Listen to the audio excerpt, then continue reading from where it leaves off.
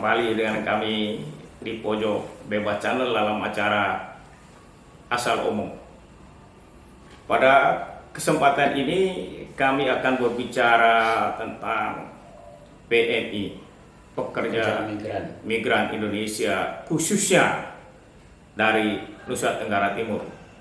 Jika kita baca koran-koran belakangan ini, kita bisa melihat bahwa cukup banyak selama tahun-tahun ini. Berita terbaru itu dari Januari sampai Juni itu 51 orang, Bang.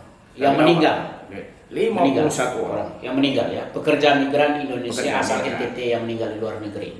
Dan informasi yang kita baca juga di koran-koran itu, dan kebanyakan yang meninggal ini adalah pekerja migran yang ilegal. Ini pertanyaannya kita adalah mengapa ini terjadi? Kemanakah pemerintah daerah kita, pemerintah tingkat 2, pemerintah tingkat 1, bisa hal-hal seperti ini bisa terjadi. Nah, kira-kira menurut Pak dosen, apa penyebab ini bisa terjadi? Karena orang-orang meninggalkan kampungnya untuk mencari kesejahteraan di luar sana, ya kan? Sedangkan mereka pergi tidak juga memberi dampak yang berarti bagi kampung halamannya. Ini bagaimana ini, Pak dosen? Ya, kan salah satu spirit semangat dari adanya otonomi daerah pasca reformasi itu, Bang Jul, untuk menciptakan lapangan pekerjaan. Pemerintah daerah, otonomi daerah itu diharapkan mampu menciptakan lapangan pekerjaan di daerah.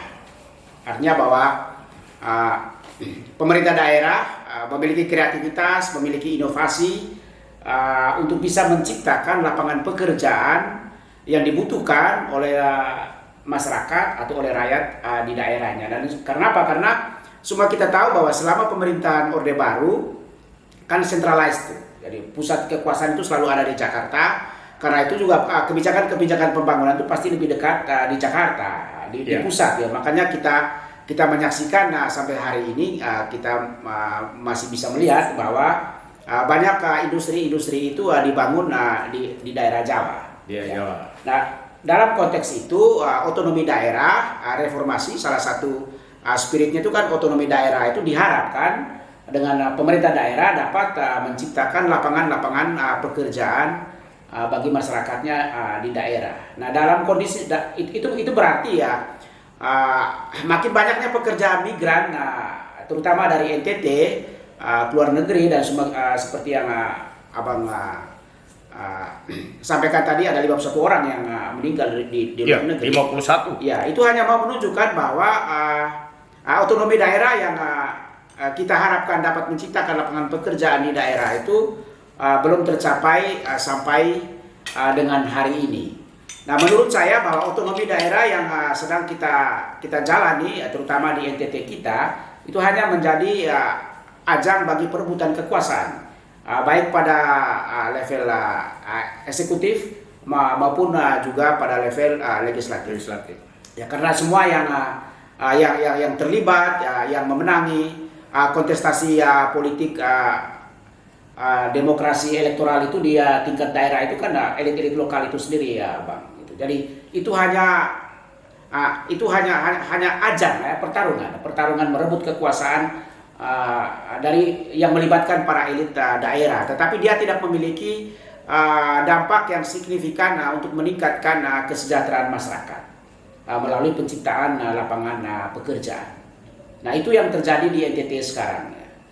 Beda halnya misalnya kalau di daerah lain ya, seperti misalnya di Jawa ya, seperti misalnya kasus Solo kemarin itu ya, bagaimana Gibran Rakabuming itu memanfaatkan otonomi daerah itu untuk mengembangkan kreativitas dan inovasi untuk menciptakan berbagai macam peluang dan kesempatan bagi masyarakat di Solo itu untuk mengembangkan industri mereka. Jadi begitu, Bang. Jadi apa yang terjadi sekarang nih, 51 orang pekerja migran kita yang meninggal dari Januari sampai Juni itu hanya mau memberi clue, hanya mau memberi petunjuk bahwa otonomi daerah yang dijalankan di NTT itu hanya menjadi ajang perebutan kekuasaan bagi para elit di daerah di NTT, tetapi ia tidak memiliki kontribusi yang signifikan untuk meningkatkan kesejahteraan rakyat. Dan kita semua tahu bahwa NTT itu kan termasuk salah satu daerah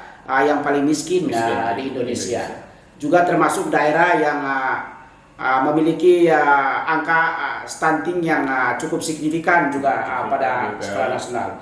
Lalu kemudian juga kita melihat mengenai tentang tingkat pendidikan kita juga termasuk juga yang rendah pada skala nasional jika dibandingkan dengan provinsi-provinsi lainnya. Itu artinya bahwa otonomi daerah di NTT itu belum sanggup menciptakan kesejahteraan bagi masyarakat. Hanya menjadi ajang perebutan kekuasaan bagi para elit lokal. Itu Bang, refleksi dari peristiwa pekerja migran Indonesia yang meninggal ya dari Januari sampai Juni itu jumlah 51 orang itu, menurut saya refleksinya begitu, bahwa otonomi daerah kita itu belum berjalan sesuai dengan semestinya.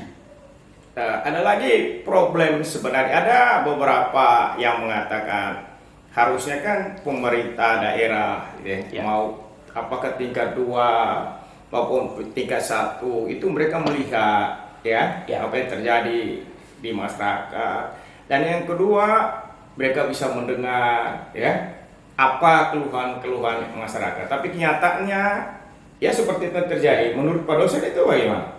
Ya, karena itu tadi bahwa pemerintah daerah kita itu tidak memiliki kreativitas dan inovasi itu. Dan bahkan mereka tidak, saya cukup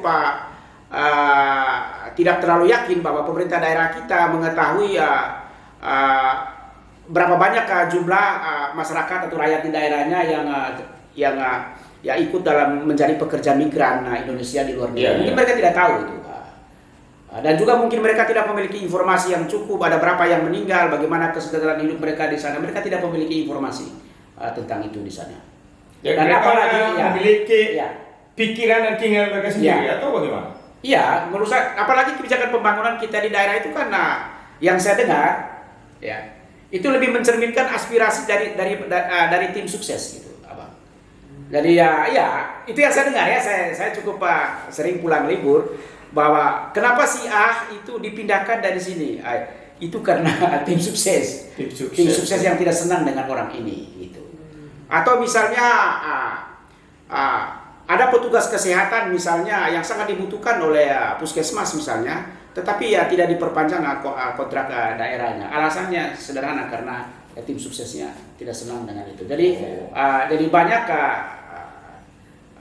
kebijakan-kebijakan pembangunan kita di daerah itu lebih mencerminkan aspirasi dari tim sukses sebetulnya daripada aspirasi dari masyarakat itu sendiri secara keseluruhan. Jadi itu masalahnya kita di sana itu, Bang Jul. Oke, baik, terima kasih Pak dosen.